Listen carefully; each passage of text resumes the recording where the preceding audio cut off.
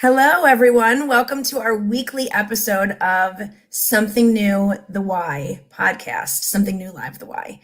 I am here with the great founder and CEO of Something New. I will bring him in first. I don't know if you've ever heard this, but People Over Everything is here. Here he is. Hello. I can see a little bit of the pink tinge in the shirt, Hello, so I'm Annie. excited. This is Pink Breast Cancer Awareness Month. Get your shirts. All proceeds to charity. I love it. I love it. I'm going with Dilly Dilly today because we had a nice win in the last minute last night. Although Congrats. it was pathetic. That's okay. So we have a really special guest today.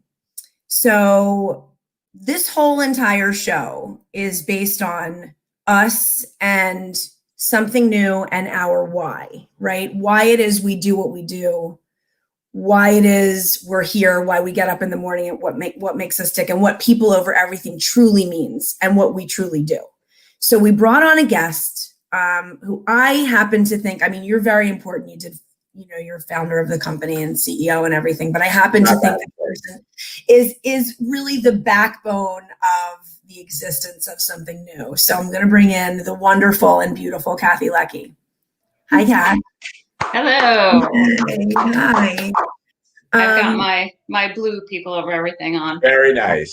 I feel bad. Maybe I should do a quick change. I feel bad, but I had to represent the birds. But everybody knows I'm a real strong People Over Everything girl. So what I want to do is in the next 20-ish minutes, I would love to sort of hear about how you became what I call the backbone of this company. And a little bit about both of the glue and the backbone of and then a little bit more on a personal level, your why and what makes you tick. So if you just want to start, that would be awesome. Yeah, I think those are both exaggerations. I mean, Scott is really the backbone of this company, and my joy comes from just helping him do the things that he wants to do, and make his vision happen. So one of my favorite stories to tell is how I ended up at Something New, because I lived in Connecticut and where Scott lives, and our kids we had crossed paths apparently in the past, but I didn't know Scott at all. And I did. Yeah. And so I had to move out of town. I moved out of state for family reasons. And while I was there, Scott started Something New, and he messaged me through LinkedIn, like he does. He connected with me. And in his message, he said, if I can ever be a resource to you, let me know. And I thought, nice message, nice guy, but I'll never need your services. So thanks very much. Right. So 2 years later, I found myself ready to move back to Connecticut, and I was back in the market, and he was the first person that I thought of. And so I reached out to him right away, and he said, that he wasn't going to be able to help me, find a job, which is what I wanted him to do. Hi, Linda.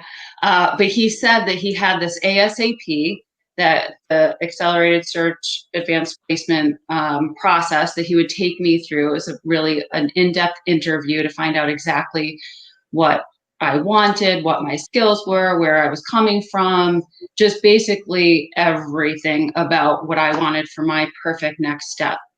And I remember the phone call.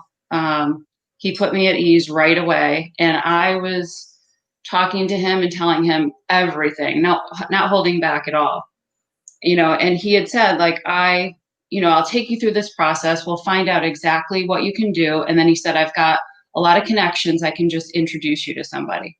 Mm-hmm. So I was like, that's perfect. That's all I need is just, open the door for me. So we go through this phone call. Actually, he was busy a couple of times, but I persisted.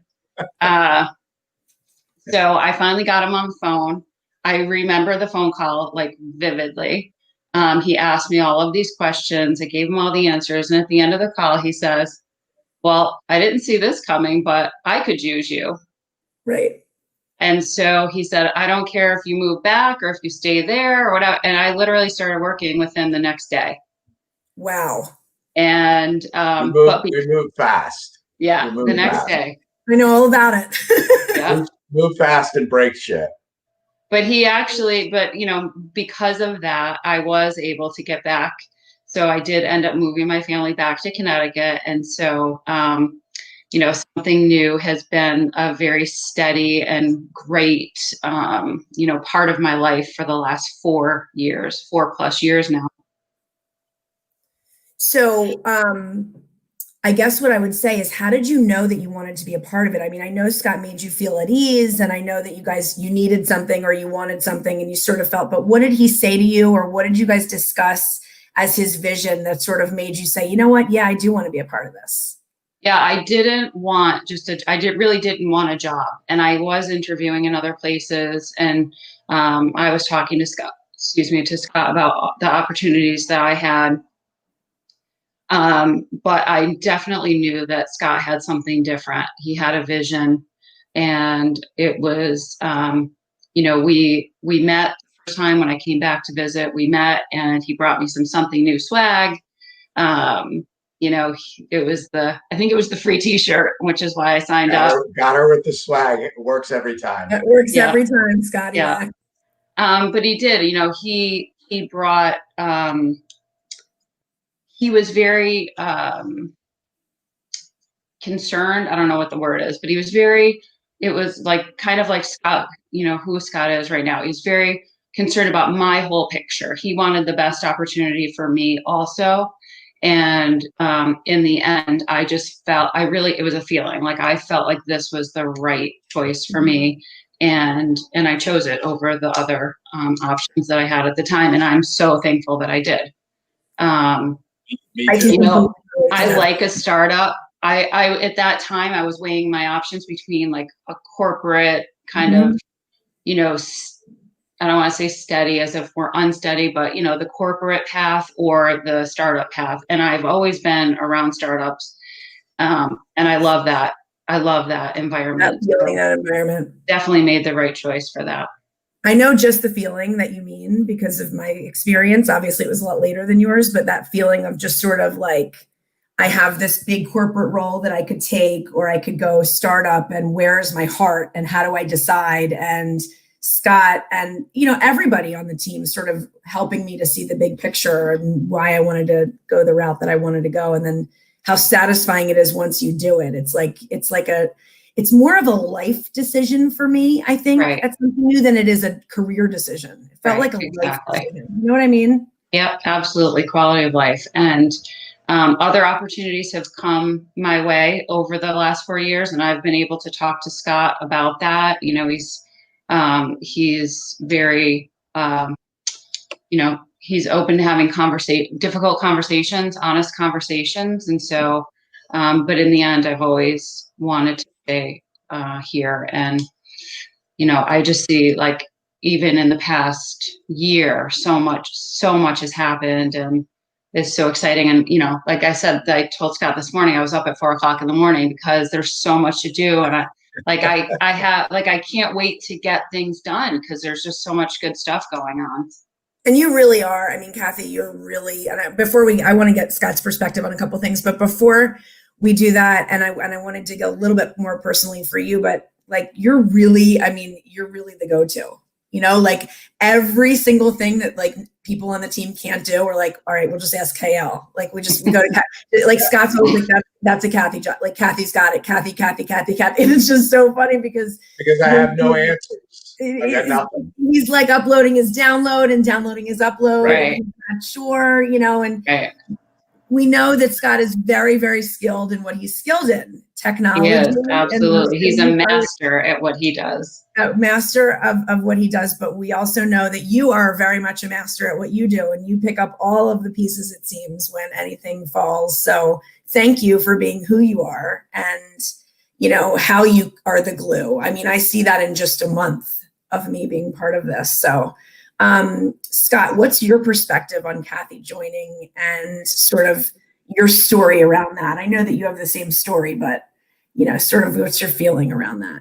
Yeah, so I knew of Kathy, but I knew right away. I knew as we were kind of going through the ASAP process that the things that she was looking for and the values that she had aligned with us. And I knew I needed somebody like Kathy because I have a lot of deficiencies. And she kind of fills in all those gaps. So, I mean, that's why it happened so quickly. It just, I knew it was the right thing to do. And honestly, all of the good things that have happened and all the good things that we've been able to do as an organization absolutely would not happen without Kathy. I don't know if I'd be able to sleep at night knowing that I didn't have kind of that security blanket of having, you know, somebody with Kathy's brain. So she's crazy smart and she's got a gigantic heart, and you can't ask for more than that. And I would say that's, you know, kind of the common denominator in our whole team. We just have super bright people that have huge hearts. So everybody buys in, and it's not like, you know, what's cool is I never feel like I have to, you know, manipulate people to buy into the vision. I think people just buy into kind of that vision of what we can accomplish. Well, and it helps that you had me sign that lifelong contract that says I can't leave. I did. So she has a million-year contract with us. So she really can't go anywhere, even if she wanted to. Yeah. Well, I So know. Annie, when I don't remember exactly when it was, but it was definitely within the first year of being at Something New, and I was sick, and I don't get sick very often, but actually stayed home sick, and Scott was texting me saying, check your mail. So I kept checking my email. There was nothing there. And he keeps texting me, you know, check your mail. And I'm like, I did what, like, I'm sick. What do you need right now? And he says, no, check your mailbox. So I go out to my mailbox, and there is a gift bag, a beautiful gift bag with tissue paper and everything. There's a get well card in there, 2 cans of chicken noodle soup, and a gift card to a pizzeria around the corner so that my kids could go and get themselves dinner so I didn't have to cook that night. Like, there is nothing in the world that a mother needs more when she's sick is for her kids to have dinner. And that was like the nicest. I love that. Kathy, I just started to feel a little flushed, actually. I think I might be having something. I think I might be getting sick, Scott. No, that is, I know that story from when you told me when we first met, and I just think that that's a true testament to the person that you are, Scott. And right. You know, it's obviously something that has stuck with you, Kathy, and it really made an impression. And that's like really woven into the fabric of Something New. I mean, truly, it is part of what we do with our clients and with our candidates is the way that we treat them and the way that they feel after having, you know, interacted with us. Right. And part of that is that extra step. And that's the extra mile. It's one thing to send a quick text message, I hope you're feeling better. I mean, that's thoughtful, right? But it's the extra step and the extra mile. And that's what Something New brings, like with your post, Scott, with the Mercedes and the Toyota. Like, it's that extra mile, that like what you're really getting when you get Something New. So I just think that that's a really— And what's the Maya Angelou quote that, you know, people don't remember what you said to them, but they remember how you made them feel. And that's, I think, for Something New, that's how people walk away, is they feel differently about how they're treated and how the interactions go. And I've seen that, like Scott said, with everybody on the team. We have an amazing team. We do. And I think that's the other thing too, is there's like a lot of gap filling going on. Like you said, Scott, that Kathy picks up on a lot of the gaps of your deficiencies. Like we all in life have deficiencies and weaknesses and things that, you know, we don't do as well as other things that we do that are really strong in us. Right. But then like, I feel like our team really fills in the gaps for each other. Yeah. And that's something that my next question was actually going to be, you guys have sort of like a work wife and husband relationship. Like, you know, have you ever called somebody like your work wife? Like, you know, it's like a thing. I'm not just making that up. So like, you know, I've had a work husband before where it's like that the person of the opposite sex that like you work with that, you just have this unbelievable connection and like basically sort of like a marriage, right? Now, I wanted to know what you guys attribute that to, because obviously over 4 years, you didn't know each other. I mean, you knew of each other, but you didn't know each other. So how did that sort of happen? Like I said, I definitely knew Kathy, and I knew her family, and I knew her kids. I didn't know them well, but I knew them. And I knew she was an incredible person. I quickly figured out that she was crazy smart. How about funny? And funny. She is funny. She is really funny. Wait, can I just time out for your answer for 1 second? I just have to raise my hand on my own podcast real quick. But like, I just have to tell you that like we had a string of text messages going on last weekend. But like, if anybody from outside of our company saw those text messages, they would have been like, these are very heavy drinkers, or like, these people have a lot of freaking fun. And I was not drinking, I promise. It made so much sense and made so little sense at the same time. I just wanted to note that honestly, Scott's sense of humor though is so I love Scott's sense of humor. We did laugh a lot when we were in the office. It doesn't look like it, but I'm actually hilarious. Yeah, very funny. Very similar senses of humor we have. Yeah. And the one thing about Scott is that he is consistently Scott every single day, and has been for the last 4 years. I think 3 times I've seen him like stressed out, maybe. I mean, he is just the most level, positive, consistent. Like, he does not, he says, or he does what he says, and he means what he says and says what he means. He's just very consistent. And so when somebody's consistent, you can trust them. You can, it creates a level of being comfortable and and being able, I'm not on edge. I'm not having to worry about anything because I know exactly where Scott stands all the time. Yeah. And that sort of comes through with our clients as well, and sort of the ways you guys and we, do business. I think it comes through that consistency and just that reliability and that trust factor. Linda calls you a unicorn. Scott, she's so sweet. So yeah, that unicorn looks like a unicorn today. Yeah, no, I have a lot of people, including Linda McGuigan, who make me look really good. So, it's just true. Like, you surround yourself. Jamie Diglio used to say this all the time, and it's true. Kind of better together, and we are definitely better together. So I think one thing that I understood right away when I was going to start this business is that I knew I could start the business and be like a solopreneur and just kind of make a really good living, but just do it myself. But I have like zero desire to do that. I love working with a team. I love having people around me that have great, smart ideas. I mean, Kathy is the brainchild behind our national holiday, Try Something New Week, which is awesome. So it's so much fun to surround yourself with great people. So, I mean, I appreciate all the accolades, but the reason why you can stay calm in the face of adversity and things like that is when you have people that you can rely on. I might be totally freaking out if I didn't have the support system that I have at home with my wife, and at work with you guys.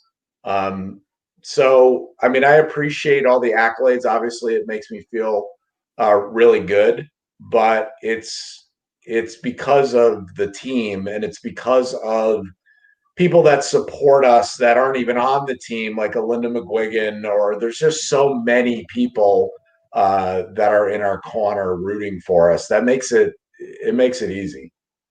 Yeah. I mean, and we have a great, I've never been involved in an organization where there's a greater support network. And that's just a testament to how the team works together and what you guys do. And Scott, yes, they are accolades, but I have to say that it is absolutely your team that supports you. And what I saw before I was a part of it, it's the greatness around you, and it just makes you even greater. So it's not so much about, there's no smoke blowing here. Like, this is legit, and it's true. So, but Kathy, if I could ask you on a little more of a personal level, like, what is your why? Like, even aside from Something New, like when what gets you, I know you want to go to work at 4 a.m, but like, what gets you out of bed in the morning, legitimately? Like, what's your personal why?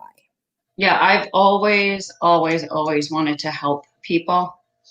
And I was a teacher many years ago, and I remember when I was a freshman in college, and the professor sent around an index card and said, like, what do you want to do with your life?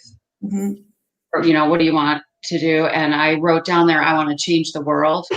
And when the class was over, he called me over and he was like, who says that? He's like, everybody else was like, I want to be a teacher. I want to graduate in 4 years, whatever. He's like, you said you want to change the world, but I always have. And so however I can do that, and, we might not be changing the world, but I think we are making a ripple, in the pond, and we're doing a lot of good for a lot of people through Something New. Gratitude is like a huge part of my personal life, and it's a huge part of the company. We talk about being grateful for each other, for for everything.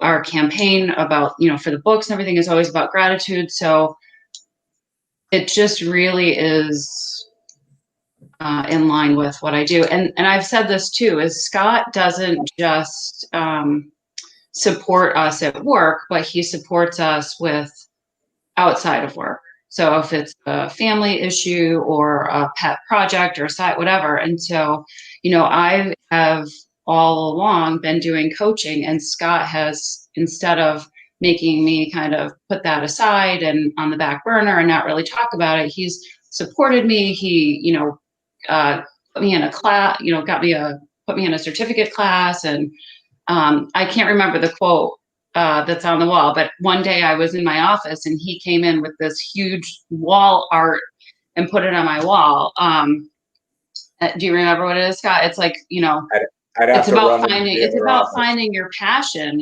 and so he's really very supportive of like the whole person. And so he's allowing me, and I do think it's allowing me to kind of, to do that coaching and do that other work that's really important to me on the side as well. I completely can relate to that, because it's one of the reasons that I joined, was just like, I'll never forget, like, all of you two especially, saying to me, like, there's this whole living with Anitude thing that you're doing, and like this brand that you have, and we don't want that to go away. Like, we want that to be part of us, and we want to all be like a family and sort of bring in not only your values, but the things that you're doing. And it truly is not what you see out there typically, like when you interview, they're like, yeah, you're not doing that. They barely, companies barely care about your children, let alone, your side gig or your other passions, when really a true boss or a true leader, a really good leader is going to say, bring all of you, you're a package, you come as one thing. So it's truly just sort of miraculous what you've done here, guys. And I just wanted to thank you, Kathy. It's been so nice to spotlight you. I'm going to bring one more person in. Ali's here, and I'm just going to see if she has any words of wisdom. Ali Fischer, the two-hand wave. Double hand wave. Oh, Annie's the same. We do the same thing. I'm not the only one anymore. So Ali, before we get into our little show where we talk about Something New Labs and we let Scott go and look adorable with his haircut, and Kathy can go on with her day doing everything she does, do you have any words for Kathy? I would just echo what you said. It's one of the reasons why I joined the team was for very similar reasons. I mean, aside from, of course, making a bigger impact and, all that rigmarole, but it's joining a team that truly cares about the whole person. Kathy has been so supportive of me. I mean, personally and professionally, and I can't thank her enough. And yeah, I would just echo what you said. I think it's, yeah. We love So you. easy. I Thank know. you. I love you guys. We You're love welcome. you guys. Yeah. So, so special. You two on that side, this side of the screen, not Ali, not the two A's. The two A's are screening, you two are out. So it's Kathy's Right. got work to do. Yeah, She's I only got been a lot up to since do. 4 o'clock, so. Get some business. Let's do this. People All over right, bye, everything. guys. Bye, All right, Kat. guys. Great to See have ya. you. Thank you. Bye. Thank you. Bye. See ya. Bye. Bye, And everybody. Ali, it's us. Great timing, girlfriend. Oh, I have to remove you, right? Okay. There we go. Wait, no. What happened, Ali? Okay, bye. Okay. Wrong box. So those two can either stay, they can hang up. They're hanging out in the backyard. But Kathy's a gem. I mean, Yeah. she's, I don't, yeah. Scott found a good one. just Eons ago. He just ducked. He's leaving the he's staying on. So I guess they don't know they have to X out of it. Whatever. So they're backstage. Oh, okay. So Ali, today you and I get to talk about Something New Labs and something that's really part two. Part two, which was the onboarding portion of Something New Labs. So let's recap last week real quick, if you wouldn't mind. Yeah. Let's So recap. last week we talked a little bit about the overarching picture. So we have 3 pillars: talent acquisition, onboarding, and retention. The entire goal is to hire and keep great people. Yes. To think of, I mean, similar to what you were just discussing about what Something New does as a company, it's considering the whole person, like the whole employee. It's not just your company. Ultimately, if you care about your people and who they are at their deepest levels, then they're going to care more about your company. Absolutely. So you should care to train them, and do what you can to give them the best experience, relative to the specifics of the job. But you really want to get to know them as real humans and what makes them tick, what's important to them, what their passions are, so they can bring their best selves.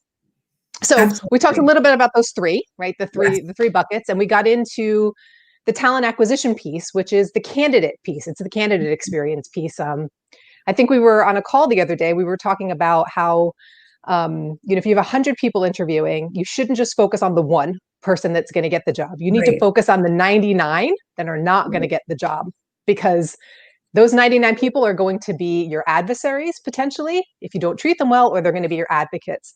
They're going to bring other people into your company if you don't hire them. I mean, imagine that, right? You reject somebody and they're still a supporter of your company. I mean, how fantastic is that? The other day, it's your first touch point. I mean, it's your first touch point. It's like you're almost, just like your first interaction. And so not enough companies sort of look at that and see the importance level of that. And they're just scurrying around because they don't have their processes in place, right? To just get somebody in the seat, and everything else falls by the wayside. And it's just so super important to have that candidate experience be what we can teach you to make it be. Yeah. Intention and strategy. You have to have the both of them. You can't be thoughtful or not thoughtful with your process. You have to have actual tangible strategies in place that make sense. You have to believe in them. That are, we simplify that process and make them really logical for you. So the next pillar and piece is the onboarding process. Let's talk a little bit about what onboarding, when people think onboarding, I'm not sure they really know the depth of it. So let's talk a little bit about that and what that means. Yeah, I think onboarding, people think of training, or on a basic level, people think onboarding is here's your computer and your logins. Have a great time. Good luck. Yeah. Which is unfortunately what a lot of companies do. Their onboarding process is the better part of maybe shy of a week. And it is setting up your software, your logins, giving you an HR handbook, going over administrative duties. Maybe if you're lucky, they'll show you like the lay of the land around the office, which is even lacking, I think, on some companies. They expect you to figure that out yourself. Maybe you'll have a brief conversation with your manager, and then you're like off to the races. Well, and especially like if you're remote, which, you know, I was always remote being in pharma, but like if you're remote, even, you know, now more so than ever, it's sort of just like you're thrown to the wolves. Like, you know, here's your logins, and like you'll meet with, you know, so-and-so maybe later, and that's about it. Yeah, even greater intention, I think, needs to go into the virtual, because you're lacking the actual human connection. Connection. So yeah, I think that their onboarding is the depth of onboarding is often not misunderstood or not understood. It is immersing your employee in your company culture, with your team, with your executive team, your organizational structure, the larger mission of your company, the goals of your company, what each person does and what they contribute and how they relate to you and your role. Yep. Everything is interconnected. How the puzzle pieces fit relative to you and your specific job responsibilities, but also the bigger picture sort of outside of you, so that you can really believe and buy in to the company. Yeah, I can't honestly say that I've ever had that experience. Like I've never had that experience. No. Maybe a couple of, but not a comprehensive process at all. Me neither. And I don't know if executives or maybe even the hiring manager, the direct managers, feel that maybe it's not important. Like that's just it's too big. You know, it's too over their heads at this point. Why should they? Why should we have to discuss that at this stage? But let them read the website. It'll say the mission. I beg to differ.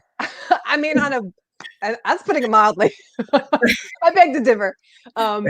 You want your employees to feel vested in your company, and that's not just okay. Here's your job description. Like, you know, get ready for your KPIs and your performance evaluation. It's like, why are you here? How do you contribute? How does everybody else contribute to the greater company? Because if the company doesn't succeed, you're not ultimately going to succeed. You're not potentially going to have a job going forward. So why wouldn't you want to know what that looks like and how you can play into that, especially if you're coming into a company and you were looking for growth? I mean, most people I don't think are looking for stagnancy when they work at a company. Forever, right? No, they don't. Yeah, I'm going to be in this entry-level job, and I have no desire for advancement. So, the bigger picture, as people say, is important. You know, pulling in the department heads and the larger players, executive level, is important too. I mean, they don't have to like open up their, you know, financial portfolio. That's not the point. And I think that's where people miss the boat. Like, transparency does not mean like pulling out your financials and explaining everything. It's just, you know, who am I as a CFO or a CRO or a CIO, and what do I do? What do I contribute? How am I going to interact with you? What are my goals? You know, how do I play into the bigger picture at the company? You know what I have to, first of all, just so you have it, my son is saying hello. So there he We're getting used to him. He's like a fixture. It's like, this is what my kids do. They torture me. So, but aside from Sammy, Hi, Sammy. Where's Evie? Hi, bud. Yeah, next one that'll come up. She's probably right here outside my office. Yeah, right. But I think that what is missed sometimes is like, it seems like a lot, but it's what Something New does, at least like the way we've talked about it and the way we've worked with clients before, is like we simplify this whole process. We hand them a process. This is what you need to do, and then it's a given. It becomes a way of life there, instead of all of these complicated ways of doing things and lack of process, right? Yeah, and you don't know what you don't know. We talked about this last week too. That I think that a lot of leaders or companies as a whole just don't think about this. Like they don't think that it's not even a matter of saying, well, I don't think it adds value. I think there's a lot of leaders that say, well, we're specifically not going to discuss these things because it's too complicated or it doesn't add value. I think that there's in some cases, it's an intentional no. But I think in a lot of cases, people just don't understand the value and they don't even think about it. Like they see onboarding as meeting with their direct manager, maybe involving the team, and that's it. Yeah. Like they don't even think to bring in the CFO or the CRO or the CMO. Like there's so much going on, and I think people just think this is going to take a long time and be this intricate process and be really in the nitty gritty of things. And it's like that's what we do. That's how we simplify things. Yeah, and you said it. It's if you see it as an overcomplication, then you get ahead of yourself and you're like, well, why would we do that? It doesn't add any value. Let's not even go there. Right. But it does add significant value. Onboarding is immersion on all levels, on culture, on mission, on organization, on roles and responsibilities. We have a section about team, understanding that when a new person joins your team, your whole team changes. The whole dynamic changes. It's like a baby being born. Think about it, like somebody being added to your family, the dynamic changes. You're no longer the second child. Now you're So go ahead. I just wanted to say. No, it's a great analogy. You're hiring intentionally. Hopefully, if we've done talent acquisition right with the first pillar, you're hiring intentionally. You're thinking of your team, not just the job when you're hiring that person. So you hope that they're going to fit. I mean, you're intentionally choosing them to fit. But the whole dynamic is going to change. So you have to immerse them in the team. You need to get the team on board. And that does not happen on day one. So onboarding doesn't begin when butt is in seat. Onboarding begins well in advance, and how you intentionally introduce the person to the group, to the organization, to the world, how you announce them in social media.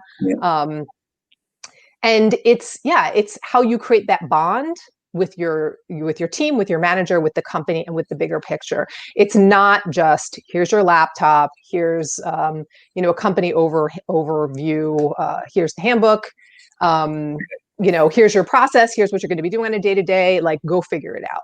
You need to be committed. Like, I'm sorry, it sucks for you if you don't think that it's worth it, but like the hiring manager, when you hire someone, you need to be committed to that person's advancement, because it's not going to help them and it's not going to help you if you're not committed. And that's why we preach people over everything. That is planting the seeds of the relationship that's going to form down the line to make your company tick, to make things in the process move, to make it be a well-oiled machine, right? You can't have that without these pieces. And that's what I think is often missed. And it really seems hard to slow down and think about these things and put a process in place, but it's the cost savings too down the line, and what it adds in value, both monetarily as well as connection-wise and culture-wise, is astronomical. Yes, so onboarding takes anywhere from 3 to 6 months, and that's just the training process, getting them familiar with their job, their client base, the company structure, the team, where they really fit, what their short and long-term goals are, what their KPIs are. Imagine you invest all that time, you do a really shitty job, and that person winds up leaving, because within the first 6 months, most people know if they're going to stay or if they're going to go. And that's directly related to onboarding, poor onboarding. So you do a crappy job. You've just spent 3 months hiring them. Takes about 3 months or so to hire a solid employee. If you've hired an outside recruiting firm, you're spending potentially tens of thousands of dollars. If you're not, you're still spending tens of thousands of dollars between your resources and the lost productivity and lost revenue and all the time that everybody that's still sitting there needs to pick up for the lost person, right? Then you spend time, but you do a crappy job, then they leave. So if you add that time together, it's about 9 months.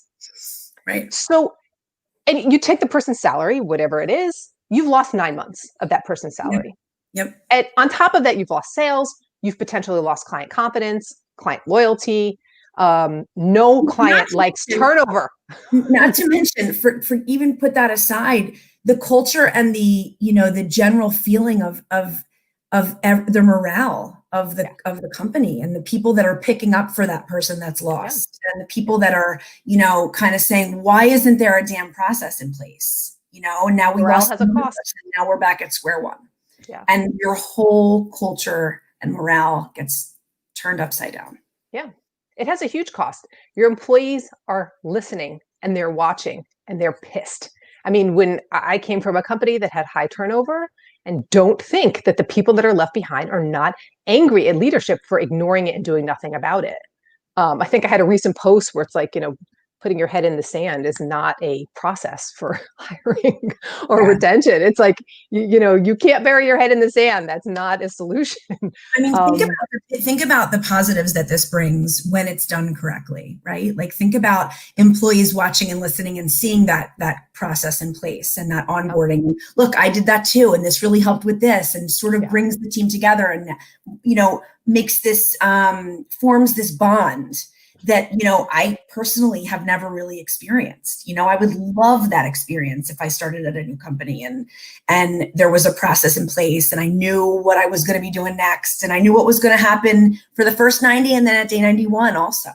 Yeah. I mean, it would just bring my entire personality to the forefront and make me more committed as an employee and make me more apt to align with those values. How many employees don't like coming to work on Monday? It's not just because of maybe they don't like the job responsibilities. Lots of times it's because they don't like who they work with. They're not happy with the leadership. They're not happy with the direction. They think that there's a complete lack of transparency. They feel undervalued. Why is that?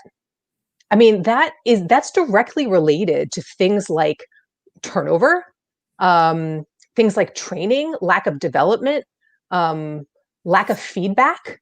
These are all retained employees. The personal development and professional development is such a positive key factor in developing, at least in my experience, in developing me and developing other employees into becoming better. And it's better for your organization. It makes everything overall better. So, focusing on those things,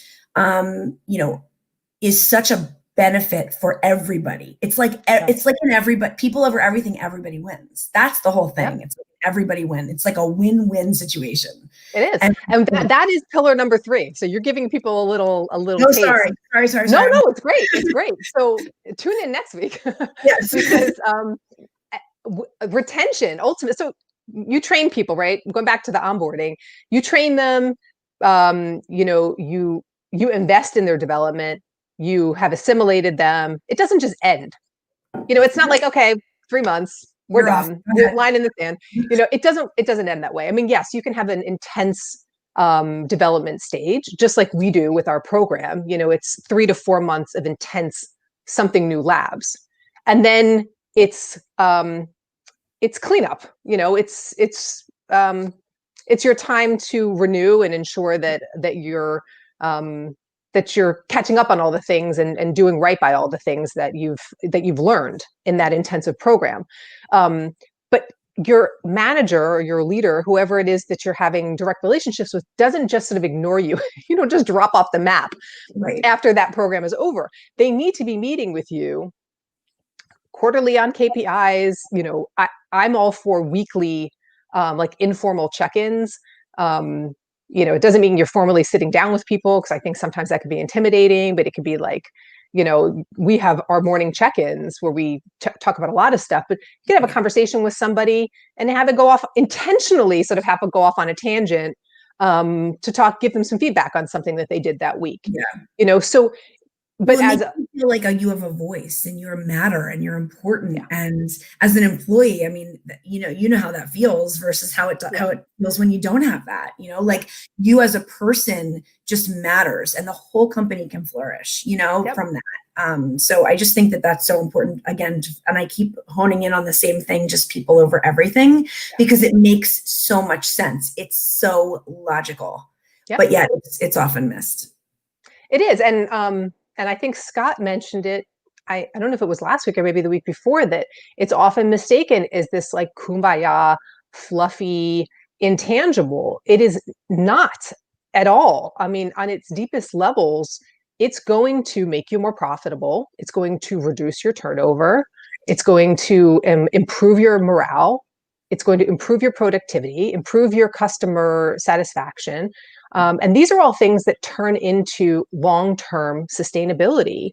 Right. We preach that you should be doing this as early as humanly possible. We understand if you're a 2 or 3 person team, fine. I mean, I get it. But ideally, we would love to come in with people when they're a 3 or 4 person team and have them really start to think about these things. Don't wait until your employees are complaining. Right.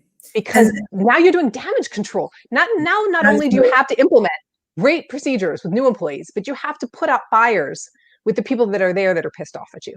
Right. It's very hard. It's because you're managing 2 different perceptions: the old perception and the new people who are coming in like, oh, this is fantastic. Like they welcome me. Like onboarding is great. And everyone that's sitting on the floor is like, this place sucks. Like my onboarding was horrible. But the people that are coming in are having a totally different experience. And there's a toxicity that exists on the floor that is polluting your new employee population. You don't want that either. So you want to do it when things are good. Think about it when things are good. And that kumbaya stuff is a byproduct. That kumbaya stuff that we talk about, that perception, there is a true piece to that there is an amazing company culture that can be formed by doing it. And it's organic versus being forced, right? So, I mean, we call culture is important. I mean, don't get me wrong. It's a hot topic for a reason. But I think that, a lot of CEOs think it's a crock of shit. Like, it's like, it's like a big thing now, blah, blah. Like and sorry, it's not. I mean, you can talk to your employees. It's everything. They come to work largely because of the people that they're working with and feeling that they can contribute and make a difference to something bigger than themselves. And then to be rewarded for that. Not because they're sitting coding all day or, I mean, they have to feel valued. And that comes from a lot of things. So on the retention, like you were talking about personal development, the retention piece is what do you do now to sustain those employees? Right. How do you care about them as a whole person? And we'll talk, in full detail about that next time, because that's like the nail in the coffin, the positive nail in the coffin. But that's like, what do you finally do to keep it going, to keep that momentum going after you've invested the time in the hiring process and you're creating this great momentum with employee experience and the training is fantastic. And now it's like, you don't let them just fall off a cliff. Right. You have to keep that momentum going. Yeah. So a little bit more specifically, can you tell me, like, if you had to pick out 3 of the main pieces of our puzzle for the onboarding piece? I just want to touch like a little bit more specifics first before we have to wrap up. Yeah, sure. So we talk about pre-boarding. It's not a plane, but what do you do prior to the employee actually starting? Again, big misnomer that onboarding is day 1.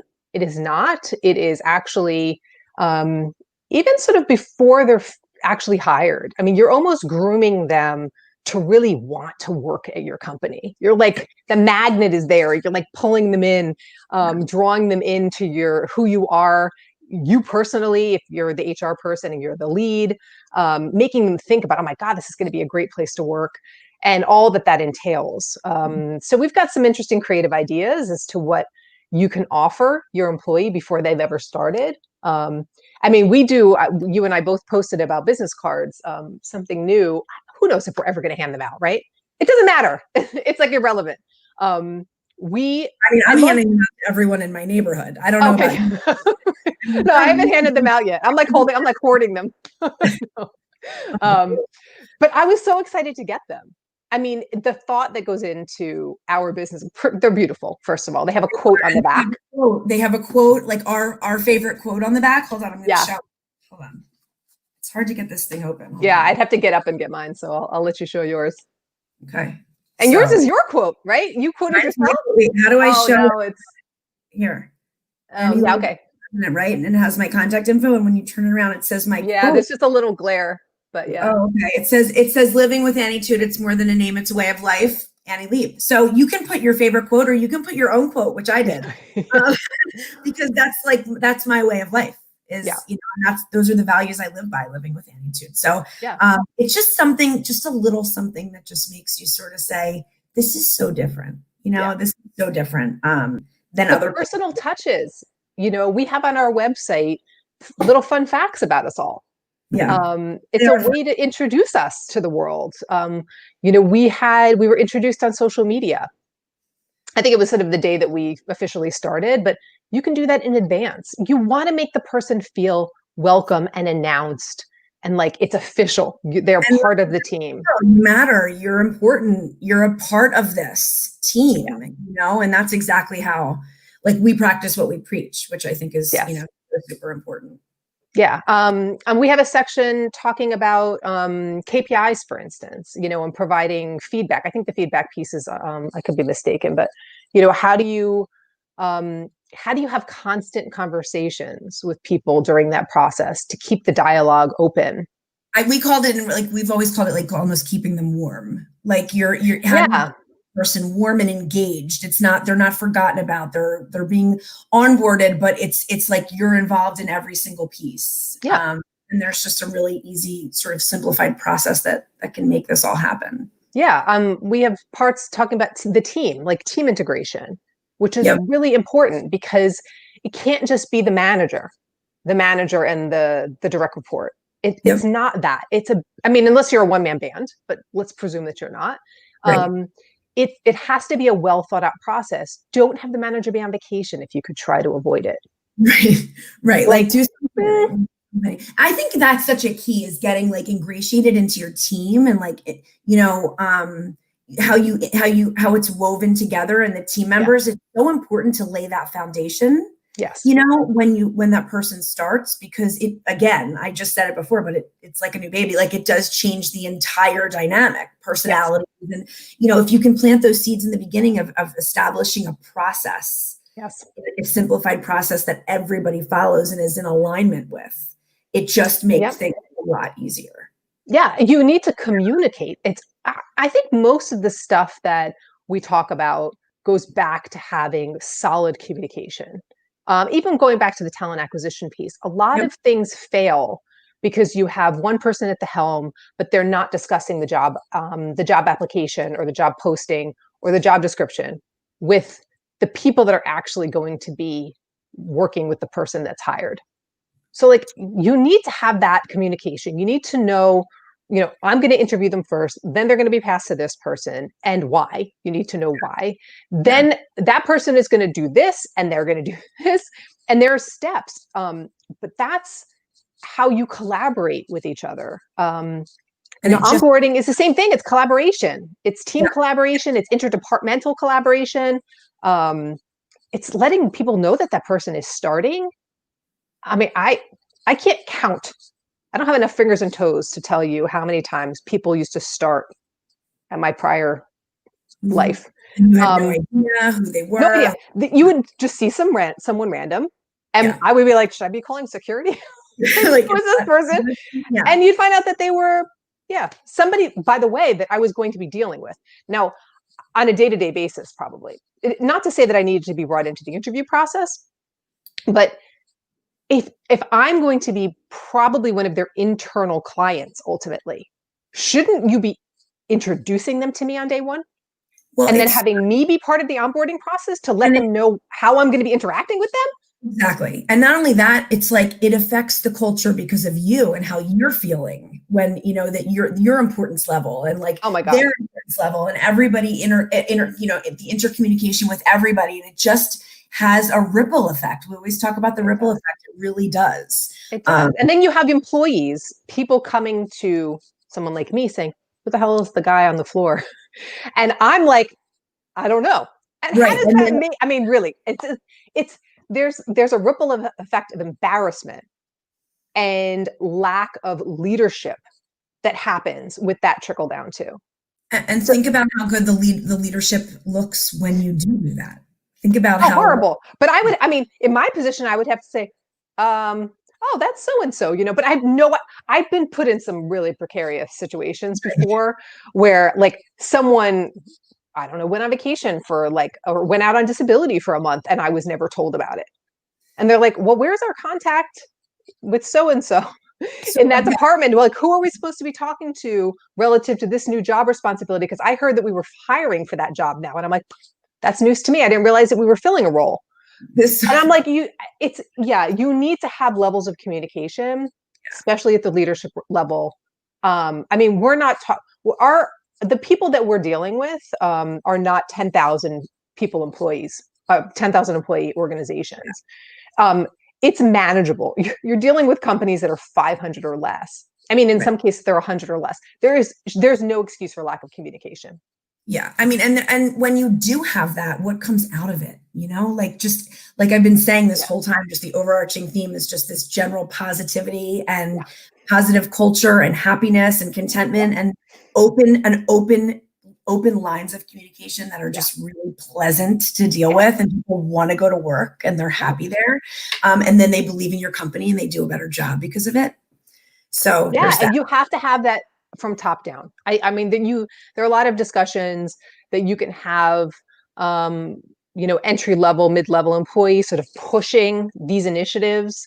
I would disagree with that. I mean, I think that you can have an uprising. Well, everybody, but you're not going to have it's not going to succeed unless you have leadership buy-in. Yeah. You need the top down full support. And they have to really believe it. They have to believe it wholeheartedly. They can't fake it because employees are going to know. You can only perpetuate a lie for so long. Yeah. You really have to believe in people over everything. You have to believe it. Yeah. It's super important. And it all, we say there's different pillars, but it all is part and parcel of each other. They're all interwoven and connected, and they all ripple and affect each other like dominoes. And that's what makes Something New Labs so amazing. Just sort of a comprehensive but simplified way of doing things and process. So the logic, it's a very logic-based, strategical, statistical, but very logic-based. And we are there to see you through the entire thing. It's very customizable. We're not trying to fit you into a box. It's not, that's not our goal. We're there to really understand what your pain points are, what you do well, what you're struggling with, what you don't do well, what you don't do at all. Because that's the challenges that we face, is that a lot of our clients just don't do this. And then where we can best serve you to fix those problems in a way that you can manage and continue without us at some point. My favorite part about what we do, and why major reason that besides Something New and its values that I took the job on, was because we are advisors. We are helping them. We are healing and helping things that may have been broken. We are helping to make them find their truest selves and authenticity, and do things in a way where their values can shine through. So that's part of, that aligns with everything I stand for, so that's what makes Something New so amazing. Yeah, you're trying to pull the best out of them. I mean, in this case, it happens to be for talent strategy. But I mean, you're trying to pull out of them better communication skills, better connectivity, better compassion. It is rooted in human connection. But it's so logical that I think the light bulbs start to go off. Like, oh wow, why didn't I think of that before? Like, holy crap! I know, it's so funny. It's just, when it comes down to it, the bottom line at the end of the day is simple ways to change your existing processes, and that's it. That's really it. But we are at the end of our time, my friends. We are so fast. I'm so glad we got to chat today, and we'll be back next week talking a little bit more about labs and our final pillar, which is retention. And I look forward. I can't wait. So much fun. Thank you for having me. Thank you for being on. I love it. Everybody that was jumping in with comments and stuff, I'm sorry I didn't pull you in. We love you. It's been really nice. We'll come back on after and answer them. All right. I will talk to you later, Ali. And guys, everybody, peace. Have a great weekend. Bye, guys.